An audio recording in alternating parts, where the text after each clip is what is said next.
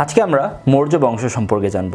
মৌর্য বংশ যারা হচ্ছে প্রাচীন ভারতের প্রথম রাজবংশ, যারা হচ্ছে এই ভারতে তারা একটা রাজত্ব প্রতিষ্ঠা করেছিল। এই মৌর্য বংশ থেকে বিভিন্ন প্রতিযোগিতামূলক পরীক্ষায় প্রশ্ন এসে থাকে। তো শুরুতেই আমরা মৌর্য বংশের যে প্রতিষ্ঠাতা সেটা সম্পর্কে জানব। মৌর্য বংশের প্রতিষ্ঠাতা সেটা হচ্ছে চন্দ্রগুপ্ত মৌর্য। তো এই মৌর্য বংশ এটা কীভাবে এই ভারতবর্ষে তারা প্রতিষ্ঠা লাভ করে?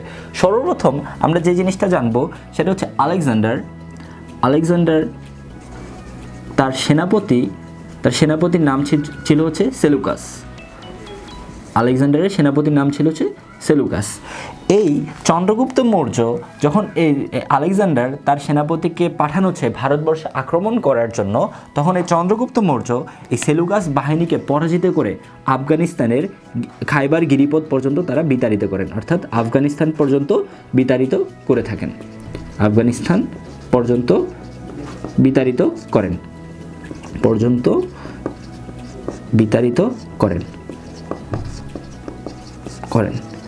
তো তারপরে এই মৌর্য বংশ পাকাপোক্তভাবে ভারতবর্ষে তারা রাজত্ব শুরু করে এবং এই মৌর্য বংশের যে রাজধানী হচ্ছে পাটলিপুত্র, যেটা বর্তমান ভারতের পাটনা।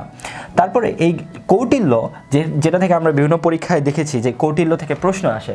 কৌটিল্য হচ্ছেন চন্দ্রগুপ্ত মৌর্যের অর্থমন্ত্রী, এবং কোনো কোনো পরীক্ষায় এটাও থাকে, অপশনে যদি অর্থমন্ত্রী না দেওয়া থাকে তাহলে আমরা আরও একটা দিতে পারি, সেটা হচ্ছে প্রধানমন্ত্রী, অর্থমন্ত্রী অথবা প্রধানমন্ত্রী।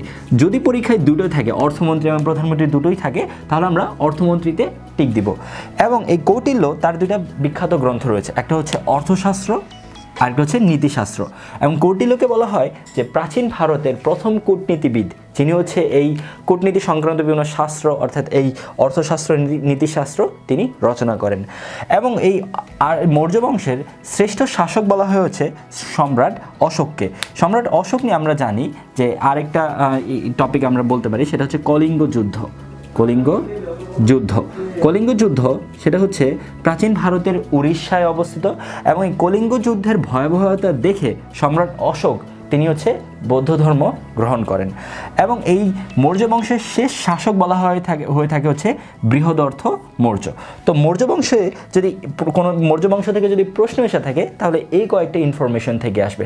আরেকবার আমরা রিক্যাপ করি, সেটা হচ্ছে মৌর্য বংশের প্রতিষ্ঠাতা হচ্ছে চন্দ্রগুপ্ত মৌর্য, মৌর্য বংশের রাজধানী হচ্ছে পাটলিপুত্র, এবং কৌটিল্য ছিলেন চন্দ্রগুপ্ত মৌর্যের অর্থমন্ত্রী অথবা প্রধানমন্ত্রী। এবং কৌটিল্যের দুটি বিখ্যাত রচনা হচ্ছে অর্থশাস্ত্র, নীতিশাস্ত্র। এবং এই মৌর্য বংশের শ্রেষ্ঠ শাসক হচ্ছে সম্রাট অশোক। সম্রাট অশোক হচ্ছে কলিঙ্গ যুদ্ধের ভয়াবহতা দেখে তিনি বৌদ্ধ ধর্ম গ্রহণ করেন এবং বৌদ্ধ ধর্মকে তিনি ভারতের রাজধর্মে পরিণত করেন। এবং তিনি হচ্ছে বৌদ্ধ ধর্মটাকে পুরো দুনিয়াব্যাপী এটাকে প্রচারও করতে চেয়েছিলেন। এবং মৌর্য বংশের শেষ শাসক হচ্ছে বৃহদর্থ মৌর্য। তো আশা করি আপনাদের এই ভিডিওটা ভালো লেগেছে। যদি ভালো লেগে থাকে আমাদের চ্যানেলটাকে সাবস্ক্রাইব করতে পারেন। আজ এই পর্যন্তই। আসসালামু আলাইকুম।